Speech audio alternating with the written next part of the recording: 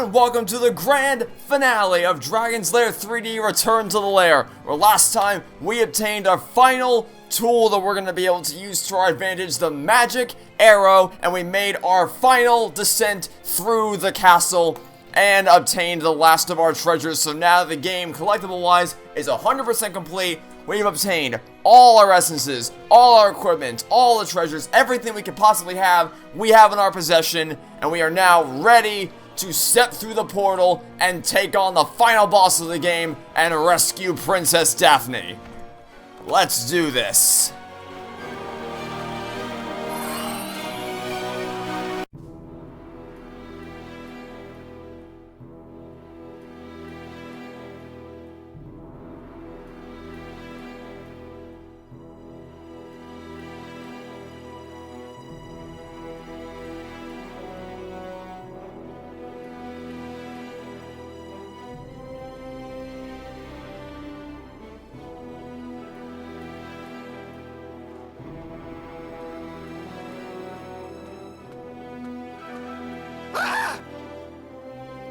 Thank you, Dirk, for bringing the dragon's essences to me. Oh, I see you're confused. You were expecting the princess, of course. Well, rest assured that she is safe and sound inside that portal. Forgive me for playing such a cruel trick on you, but you see, I needed someone to eliminate all my enemies and reclaim the essences that were stolen from me. I certainly could not do it from this prison, and my dim-witted dragon Singe was certainly no help. That's why I gave you the amulet and pretended to be the princess, to guide you along your way. And I see my plan worked out well. Now, I shall rule this world once more and take the princess as my bride.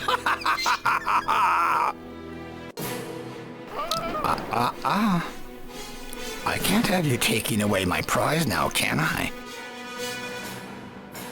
You outlived your usefulness to me. Farewell, Dirk. And this is why I burned through all my mana potions last episode, because we don't need them anymore, because we no longer have a mana bar, because the amulet has been, or at least all our essences have been taken away from us. We now have nothing to use to our advantage except the sword we started out with and the crossbow, which means we can use the magic arrow, because as you may recall from the last episode, the voice that was coming over the amulet was somewhat afraid of this thing. Why is that? Because the person who was on the radio or on the amulet was Mordroc, as he was deceiving us the entire time, merely pretending to be Princess Daphne. And the reason he was afraid of it is because it is his only weakness. Also, I don't know if you saw it there, but Mordroc's little green beam of death, oh my god. His green beam of death just took out his own dragon-lane friend, so that's awesome. Anyway, that's the way to victory here, is to keep firing the magic arrow at Mordroc to penetrate his shield, and eventually he will drop down. And also, something that's pretty cool, after I get another magic arrow, I mean, I've kind of shown it to you already, but I want to draw specific attention to it. If I can get this guy to come close to me. Also, you don't want to kill any of the dragonlings out over the edge of the platform, because you don't want to risk having to try to make a risky jump to get the magic arrow. It's much safer to kill them on the platform, so that you do not have to worry about making any risky jumps to get what you want. There's a magic arrow. That's all we need. Okay. So, oh, I was close. So if you just lock on and fire like this, you don't really see anything. I mean, you see the cool spiral effect, but you don't really see the depth of it. But if you turn your camera around when you fire it and you aren't in lock-on mode, you can see how it spirals really much more clearly. And again, he killed his friend again. And yeah, look, it's right here. Turn the camera to the side, and how the arrow spirals towards him is a lot clearer and a lot cooler to look at. Nice try, Mordroc. Solid 3 out of 10 attempt. I think every time he's tried to use that green attack, it's failed miserably. The first time, the first 2 times, he killed his friends, and the second time, he just straight up missed me. And also, I don't really need to worry too much about arrows anymore and conserving them, because this is the final battle of the game, so it's now or never. If there was ever a time to conserve arrows, now is the time to do so.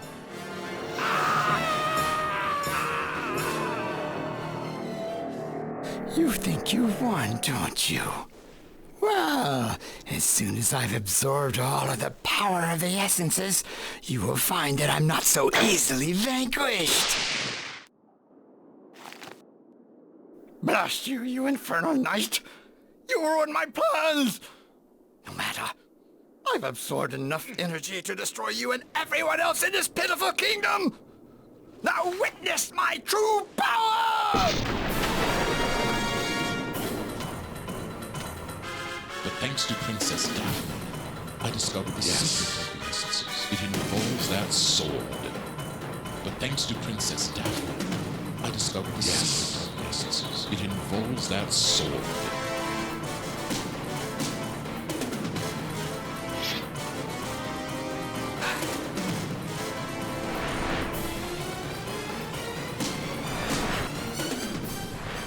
I adore that music swell so much. Okay, is he gonna try to murder me? Sure is! Run! Oh my god! Okay. Yeah, sometimes you gotta move real quick.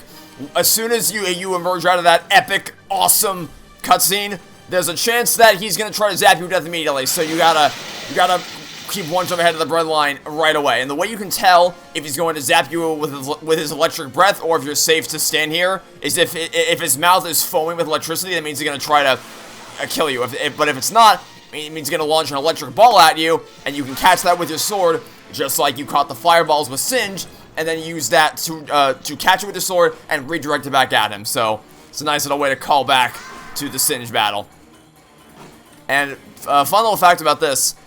So I imagine most people, when they see this battle for the first time, they're gonna think, "Hey, this feels like the Ender Dragon from Minecraft." And you're right, it sort of gives off a similar vibe.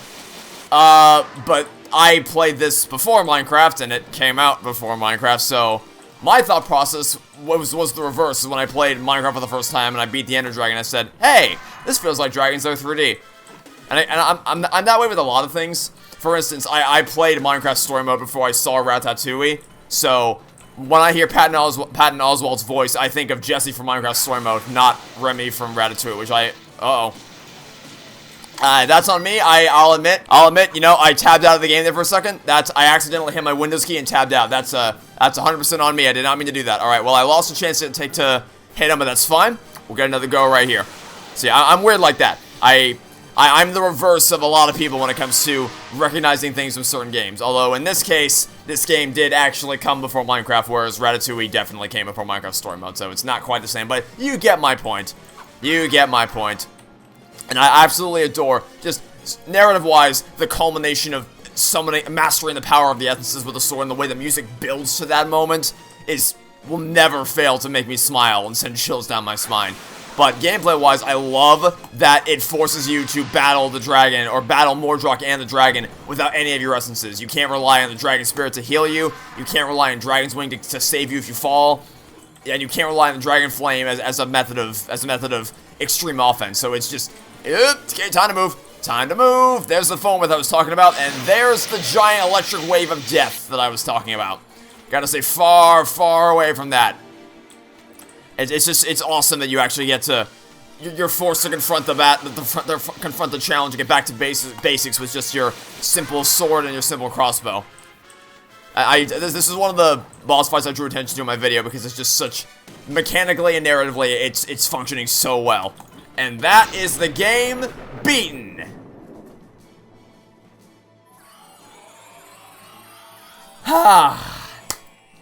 That'll never not be satisfying to get through. And the setting, even the setting in the boss feels so dramatic.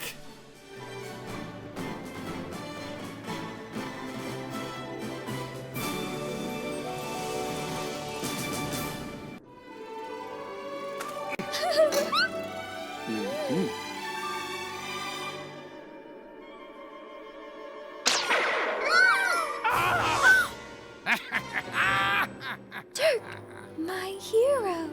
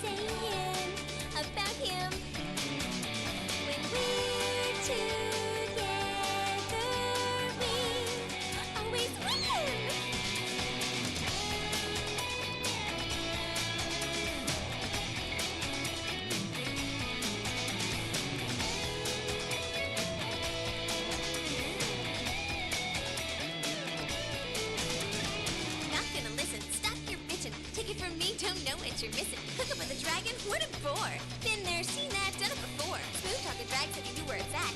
Kept me in a bubble, what's up with that? I want it out, but there's no way. Then came my knight to save the day.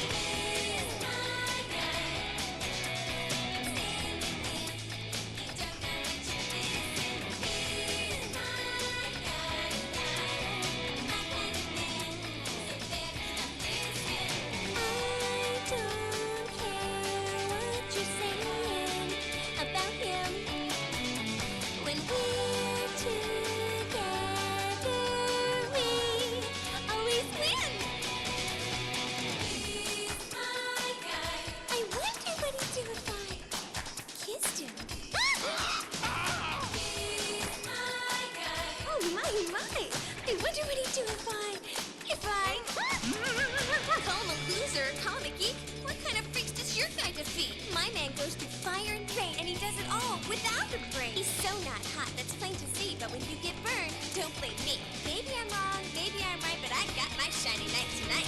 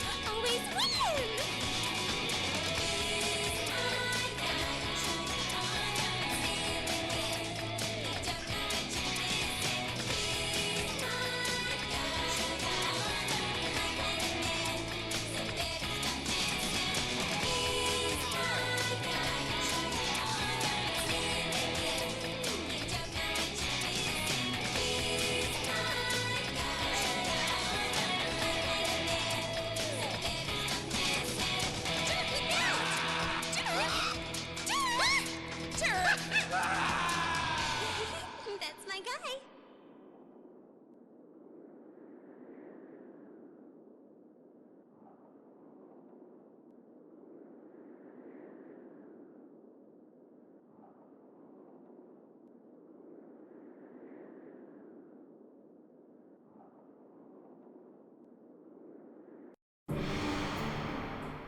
Thank you for playing Dragon's Lair 3D.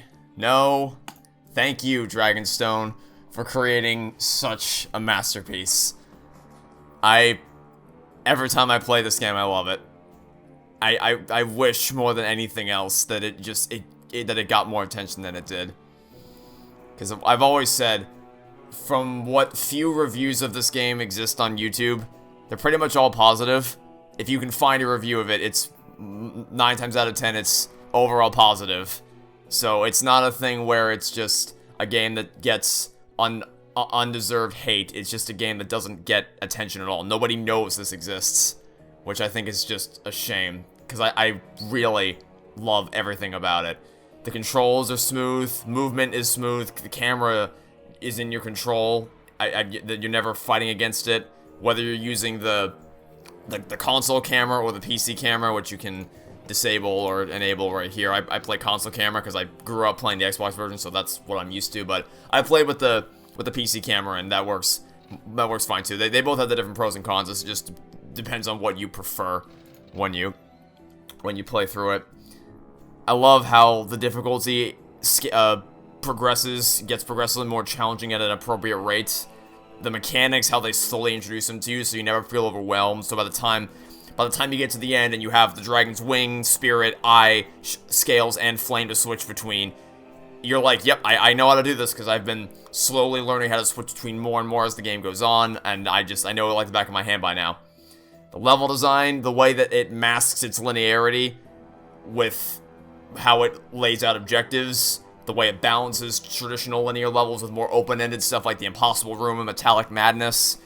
The fact that the castle actually feels like a cohesive place to exist in, where you have the hub worlds that link all the different sections together rather than just going from room to room to room, and you come back and revisit certain areas, and sort of Metroidvania-esque. With each new ability, grants you access to a new section of the castle. And I don't even need to praise the music and art style. You have eyes, you have ears, you can see and hear that for yourself. The music is spectacular. It's so... It's almost too good to be true to hear...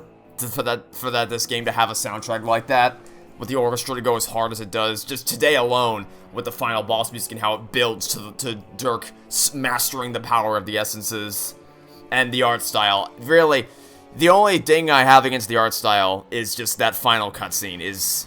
I don't know what happened there. I guess they ran out of budget, because the opening cutscene, you can go back and watch the cutscenes anytime you want. The opening cutscene is gorgeous, absolutely gorgeous. The ending cutscene, not so much, which is unfortunate, because Don Bluth animation, at its best with proper budget, will leave you speechless. But clearly they weren't given the resources they needed to actually finish the story of this game. But fortunately the ending cutscene is so short it doesn't really matter. But the in-game levels, the assets, the color palettes, the design of all the individual rooms and the enemies is breathtaking to look at, and it holds up so well. Because it goes for it goes for a style, it doesn't try to emulate a realistic scenario. And even the story, you don't need a super complex story for this game. You really don't. It could have just been go rescue the princess, and then that's all you need. Games, first and foremost, give me a fun game to play. But it does that, and it actually tells a story that isn't. I mean, it's not Halo 2 levels of deep or anything, but it's more subversive and engaging than it has any right to be, with how it plays with your expectations of what's waiting for you in the Dragon's Lair. I'll never forget how I felt when I played this for the first time and I got to the Dragon's Lair and I'm like, wait, there's more game to play? That just blew me away. And how it all ties together, there's actual foreshadowing and logical hints you can pick up along the way as to how things are working behind the scenes, who's doing what their motivations are, and building up to those reveals so it doesn't feel completely out of nowhere. And on a second playthrough, you can look out for those little details. Oh, and the treasures. I'm talking about level design. The way the treasures are hidden, the treasures aren't just hidden in a barrel or around a corner or something. Some of them are, because there's 100 collectibles. Some of them are going to be that easy to find. But a lot of them require some actual creative thinking and hitting torches, because you hit a torch earlier and it worked, even if it's a little far off the beaten path. Some actually really tricky platforming sections you gotta get through, like in the tower. The towers above the castle when you're going towards the Bat King. Those levels have some really tight jumps to make to get some of those treasures. There's the ones like the fireplace one where you have to figure out what you have to do to open them up, to reveal them. So many of those little things. And to get mana containers and health containers. They really put some time and thought into figuring out how to actually create intelligent challenges for the player to overcome to get these things. I could talk forever about how much this game means to me, how much I love playing it, and how well made it is. And I don't know, I just wanted to play it again for this, because you might think, hey, why are you doing this Let's Play? Didn't you already do one? Well, I did, but my old Let's Play is crap. It's got crap quality.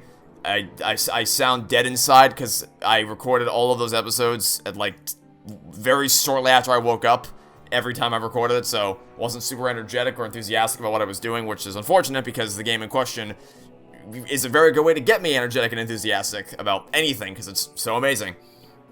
And also because I have the second channel for Let's Plays now, I felt like a good reason to redo this to celebrate the fact this game turned 20 years old today. That is, I can't wrap my head around that it's been 20 years since this game came out.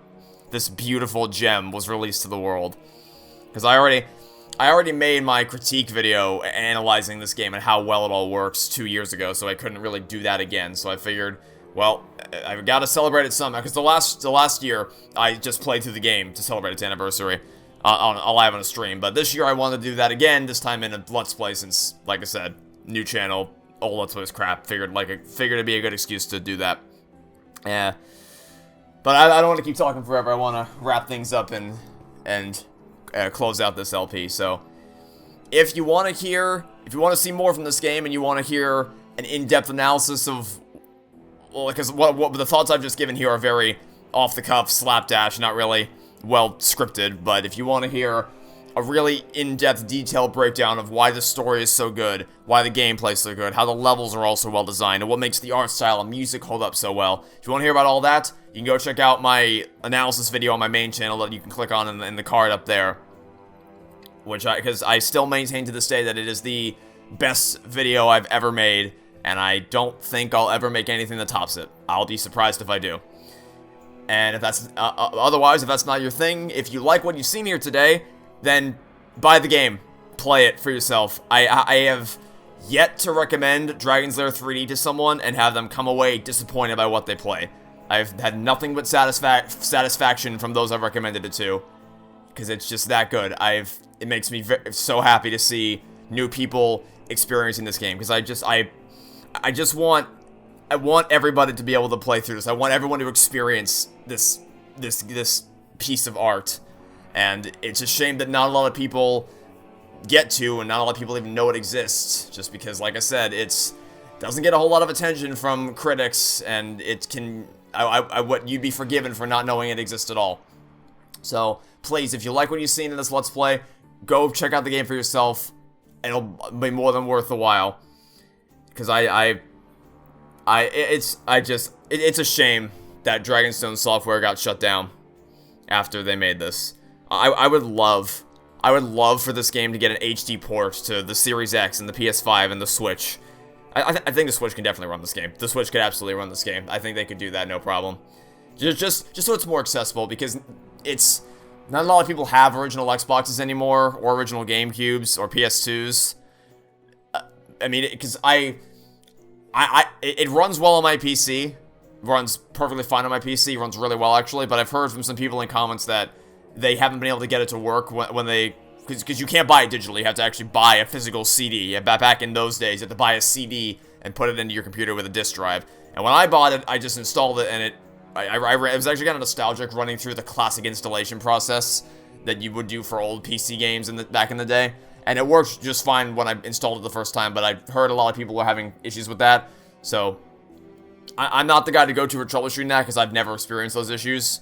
But I'm sure there's solutions online that you can find. But the point is, it's not a very accessible game to play because of that, because it's so hard to get your hands on it. So I would love for it to get an HD port to modern consoles. And you want to go further than that, I would give anything for this game to get a full remake from the ground up that just does. I wouldn't want them to change anything about the core elements of the substance of the game. I would just want them to polish up those little details here and there. Just a few small tweaks.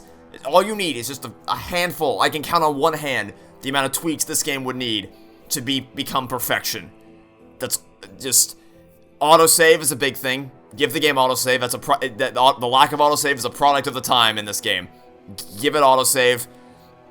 Maybe change some things about some of the trial and error things, so that the player can more reasonably figure out that it's supposed to be a trap. Because I think you should keep them. You can keep the traps, because that's part of the Dragon's Lair's identity, but you need to make it more... Some of them are clear. The bookshelf, that's clear. The thing in the last episode where there's the little dispensers in the wall that clearly looks like a trap, those things are fine, but things like the coffins in the coffin section, or in the haunted hallway section, you can't reasonably deduce that that's a trap. So I'd change things like that.